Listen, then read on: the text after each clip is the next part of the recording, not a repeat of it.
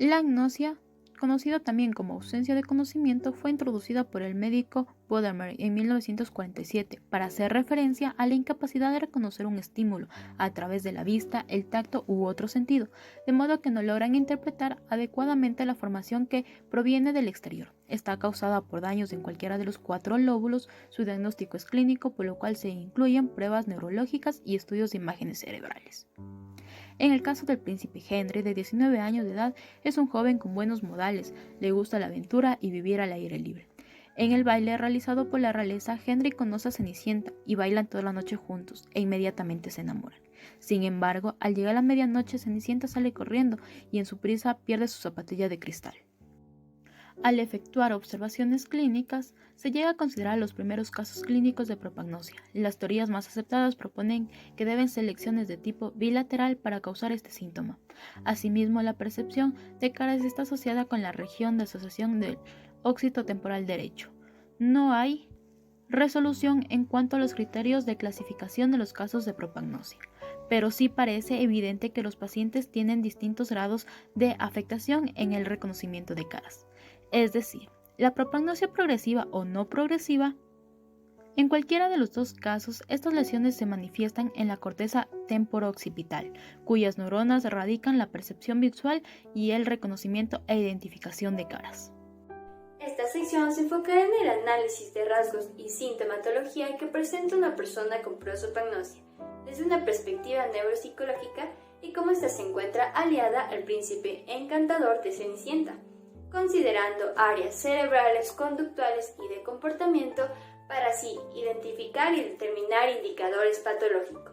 El príncipe Henry, un joven de 19 años quien tuvo una grave caída mientras montaba a caballo, sufrió una lesión bilateral en ambos hemisferios, ocasionándole un traumatismo cráneoencefálico y posteriormente una lesión en áreas temporo-occipitales.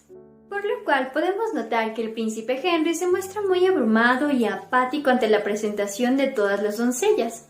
De manera posterior, el príncipe, muy interesado en una chica quien modelaba un hermoso vestido celeste, la invita a bailar. Al marcar la medianoche, ella huye despavoridamente del castillo, dejando una única pista, la zapatilla de cristal. En la amnesis, un mayordomo refirió de manera anecdótica que el paciente había estado muy angustiado por no recordar ni poder identificar el rostro de la bella dama quien había acabado de conocer, ni mucho menos los rostros de las personas presentes en el baile. Estos sucesos son indicadores importantes por analizar, pues posiblemente la persona presente un alto nivel de confusión relacionado con un déficit en áreas cognitivas, refiriéndonos a la obnulación de conciencia, alteración de pensamiento y raciocinio.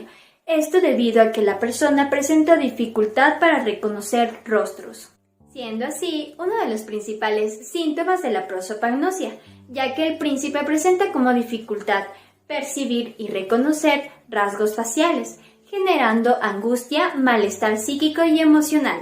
A la mañana siguiente, el príncipe Henry va en búsqueda de la bella dama, probando la zapatilla de cristal a cada una de las doncellas del reino, proponiendo que aquella que le calce será su futura esposa. Esta acción parecerá muy inusual, puesto que existe una probabilidad muy alta de que a más de una doncella le quepa la zapatilla.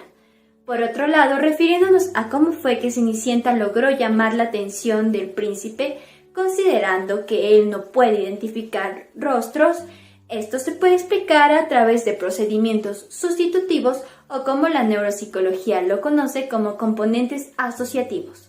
De manera muy frecuente, las personas con prosopagnosia hacen uso de técnicas para que el reconocimiento facial se lo ejecute o al menos se lo intente, por medio de pistas contextuales como la voz, color de piel, movimientos corporales, particularidades al vestir, entre otras, logrando identificar el género o la edad aproximada de la persona. Además, es importante mencionar que las personas con prosopagnosia necesitan de características únicas y especiales para recordar a alguna persona en específico. En el caso del príncipe Henry, la zapatilla de cristal y el vestido azul se convertirán en pistas contextuales, provocando que el príncipe tenga algoritmos asociados y programados en su memoria. A través de estos acontecimientos es óptimo considerar una posible patología, puesto que la neuropsicología estima este comportamiento para referirlo como signos y síntomas y ejercer un juicio asertivo sobre el diagnóstico clínico. Por lo tanto, el joven príncipe es diagnosticado con prosopagnosia aperceptiva, generado a través de su accidente y del traumatismo cráneoencefálico que se provocó por el impacto de la caída.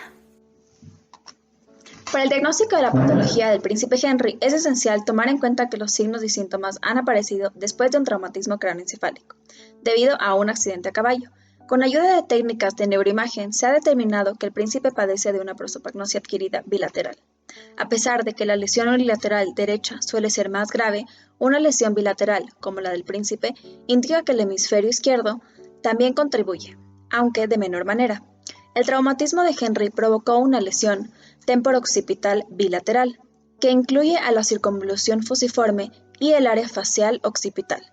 Dicha área occipital conlleva una percepción facial gracias al giro fusiforme, la cual implica el reconocimiento facial, al igual que detalles perceptivos que no se encuentran limitados a un rostro. De esta manera, el área fusiforme facial es la que se encarga de procesar ciertos aspectos faciales que no cambian, como lo son el género y la identidad de una persona. La percepción de la estructura facial implica la circunvolución fusiforme, donde se observan distintos ámbitos para identificar rostros. Existe el ámbito asociativo, identificativo y denominativo, en donde las mismas incluyen una relación con imagen que ayudarán al paciente a tener un mejor reconocimiento en los rostros. En personas con prosopagnosia, como el príncipe, al no poder procesar una imagen de un rostro completo, el paciente se ve afectado por una lesión bilateral, incluido el lóbulo temporal derecho, por lo que se le imposibilita la adquisición de una memoria facial. Por tanto, la variación perceptiva de la prosopagnosia está asociada a un daño fusiforme y variedad asociativa, vinculada a los daños del temporal anterior. Si bien la prosopagnosia no es una patología visual, se relaciona con la corteza visual primaria, que pasa por el lóbulo occipital. Con esto en mente, la corteza visual primaria se divide en la vía ventral, también conocida como la vía del qué, y la vía dorsal, también conocida como la vía del dónde, las cuales se asocian a diferentes patologías según la vía alterada. En cuanto a la afección del príncipe Henry, él tiene una alteración en la vía ventral. Esto se evidencia ya que no cumple la función principal de la vía del qué, es decir, la que construye las representaciones conscientes, permitiendo así identificar y reconocer objetos y darles significados, por lo que una persona con dicha patología no es capaz de reconocer.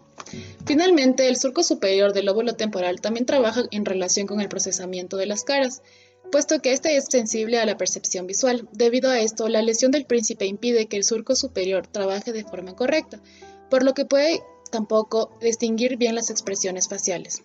En tanto, el área facial fusiforme y el surco superior temporal forman las áreas neuroanatómicas esenciales y en el caso del príncipe se ven afectadas ya que se encargan en el procesar expresiones faciales. Para poder obtener un mejor diagnóstico de la patología del príncipe Henry, se le realizaron varias pruebas neuropsicológicas que evalúan la afectación que provocó en la percepción de los rostros el traumatismo craneoencefálico. El primer test, llamado test de retención visual de Benton, evaluará la percepción visual, la memoria visual y las habilidades visoconstructivas. Además de eso, se le realizó una segunda prueba, llamada test de Cambridge de memoria visual. En cuanto al test de Benton, se inició presentándole 22 ítems que están divididos en 3 partes. La primera parte consiste en emparejar las imágenes de los rostros en forma frontal. El segundo consiste igualmente en emparejar los rostros, pero este es del rostro de frente y de ambos perfiles. Después, el rostro de frente y con distintas condiciones de iluminación. La calificación arrojó una puntuación de 35 sobre 54, lo que evidencia un rendimiento anormal y patológico. Cabe destacar que a lo largo de la prueba se notaron comportamientos de ansiedad en el evaluado, lo cual da indicios de la frustración que siente al no poder emparejar cada imagen. Continuando con la segunda prueba, se le mostraron 72 ítems con 3 caras cada uno, los cuales están presentados de 4 fases: la práctica, la de caras iguales, la de caras nuevas y la de caras borrosas. Después de la calificación del test, se observó que el príncipe obtuvo puntuaciones bajas en todas las fases. En la primera, 25 puntos, en la segunda, 33, en la tercera, 27 puntos y en la última fase tuvo 23 puntos. En conclusión, con base a las puntuaciones obtenidas de ambos test, se puede evidenciar un claro cuadro de prosopagnosia debido a un traumatismo craneoencefálico. Por un lado, en cuanto al test de Benton, los resultados bajos sobre la puntuación total demuestran el déficit que presenta el príncipe para reconocer rostros. Por otra parte, las personas que padecen prosopagnosia tienden a puntuar un rango de 25 y 53 puntos en el test de Cambridge. Con eso en mente, se confirma la hipótesis del diagnóstico inicial sobre la prosopagnosia. En cuanto a la posible evolución del paciente, debido a que no se ha presentado nueva sintomatología y no existe un historial de enfermedades neurodegenerativas, no se espera que la prosopagnosia empeore en cuanto a la capacidad de reconocimiento facial. Las rehabilitaciones enfocadas en tratar la prosopagnosia en su mayoría son experimentales, las cuales se enfocan en mejorar la capacidad de discriminar detalles en los rostros mediante práctica. Estas se deben acompañar de estrategias compensatorias, las cuales hacen uso de otros sentidos, como el tacto y el oído. El modelo de rehabilitación PAINT hace uso de una reorganización jerárquica de la corteza cerebral en las áreas primarias, secundarias y terciarias, mediante etapas de estimulación ordenadas para promover la formación de nuevas conexiones a nivel cortical y de esta manera disminuir la sintomatología de dicha agnosia.